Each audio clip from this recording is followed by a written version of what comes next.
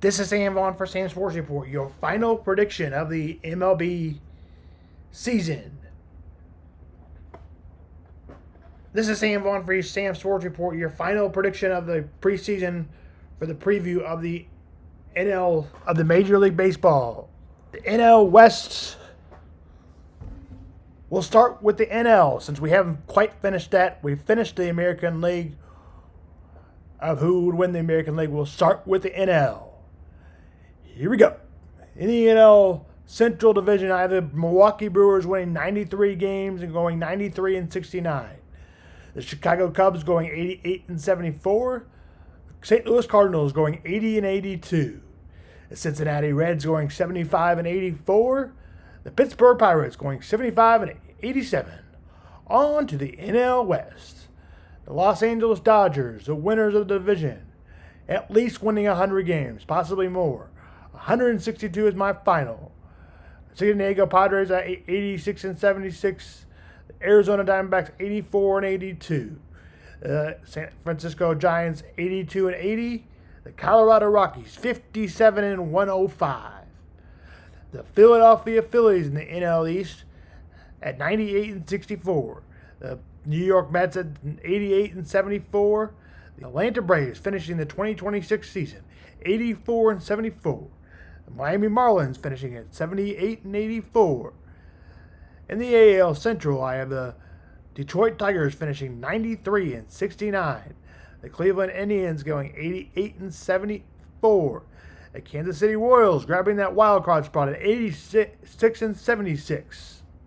More to come on Royals Cubs later. Minnesota Twins 83-79. Chicago White Sox 64-98. The New York Yankees at 94-68. The Toronto Blue Jays at 84-78. The Boston Red Sox at 83-81. The Tampa Bay Rays at 77-85. In the AL West, I have the Seattle Mariners finishing 95-67. The Texas Rangers finishing 85-77. The Houston Astros finishing 81-81. The Oakland Athletics finishing 75-90. In the Los Angeles Angels finishing 65-97. I think the Rangers get better and barely miss the playoffs, but we'll see. Is that me just favoring the Royals? I think the Rangers are dangerous. Dangerous team. I also think Rangers could. The Red Sox are a team that could get in. Miss it though, I have them missing it. The Toronto Blue Jays, I have falling one short of Kansas City. Or two short. But they, of course, went to the World Series, so they could get in. I wonder if my fandom for the Royals is taking over for my wild card pick. That's what I said. They fell one short, and somehow I just said the Toronto Blue Jays keep consistent and don't stay. But Red Sox could very easily win 84-86 games. You never know what happens. The Yankees are the best team in the American League, I think. I think the Tigers have a real shot. I think the Guardians have a good shot. I think the Seattle Mariners have a good shot. In the American League Championship, I have the Yankees and the Mariners and the Yankees winning. But I think that goes 7 games. I think that goes 7 games right now. The Dodgers and Phillies. I think the Dodgers win in 6. But look, the Dodgers are eventually going to lose a playoff game. They're eventually going to do it. That never reached the mountaintop. Except one time. And that was back in a COVID year. So they never reached their full potential. And now that they've won 3, it's hard to say that they haven't reached their full potential. They still haven't reached their full potential, I would say. But are they ever going to get... They're eventually going to lose. It happens to every team. It happened to the Chiefs. And eventually, this team in LA will, believe it or not, fall apart. The question is, when? What can the Cubs and Royals add, since that's the teams we talk about? Like I said, the Cubs Royals we mainly talk about, so I'll spend probably the most time on them. I'd like to see them go out of World's outfielder and a second baseman, but I'm wondering what they're at there. Vinny Gastantino, like to see him hit the ball. He has to hit the ball better. He has to hit the ball. He can't have no home runs. And we're 2.5 weeks in. He's got to start hitting the ball out of the ballpark. I'm thinking he was going to have like 30, 35 home runs. He's got to start hitting the ball out of the ballpark. So we got to see what that happens. Royals' ball offense is not there right there now, but I think they'll come around. The question is, will it be too late? Top 15 bullpen in baseball.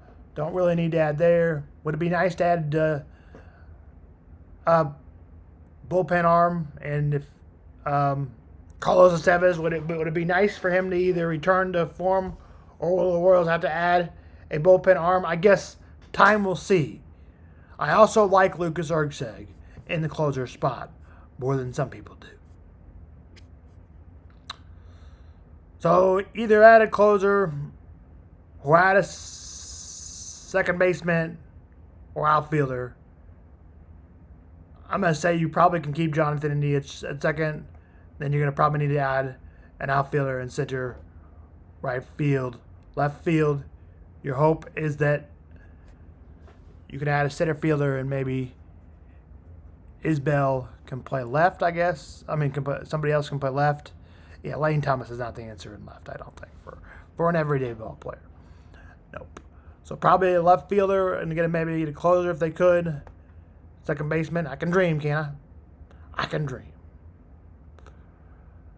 For the Cubs, it's a legit 5-10 starter. So that's that. And in baseball tonight, the Royals will start a 3-game set. KC Detroit, 7-9 Royals. Detroit, 7-9. Cole Reagans will get the nod for the Royals, and Framber Valdez will get the nod for the Tigers. Game time, 6:40 Central. For the Guardians and Cardinals. Guardians winning yesterday, 9-3. Guardians trying to take the series tonight. Michael Gravy will go for the Cardinals, and Joey Castillo will go for the Indians. Game time, 7:45 and 6:45 Central. For the Royals and Tigers, by the way, it is 6:40 and 5:40 Central. And for the Cubs and Phillies, Cubs are 7-9. Phillies are 8-8. Phillies won last night 13-7. That was the final in that one. Cubs play the Phillies tonight. Again, 6:40 and 5:40 Central. Riley Martin will go for the Cubs, and Aaron Nola will go for the Phillies. Game time, 6:40 and 5:40 Central. That is, we've got one more thing on the NBA. The NBA play-in is tonight. Who will play in? How does the play-in work? Here, that is all to answer on Sam Vaughn Sports. Let's do it now. In each conference, East, West, teams ranked 7th and 10th will play each other. There are 3 games total per conference. Game 1, 7 versus 8. Winner gets the 7th seed in the playoffs. Game 2, 8 versus 9.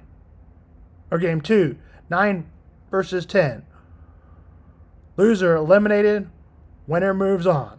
Game 3, loser of 7-8 seed versus winner of 9 and 10 seed.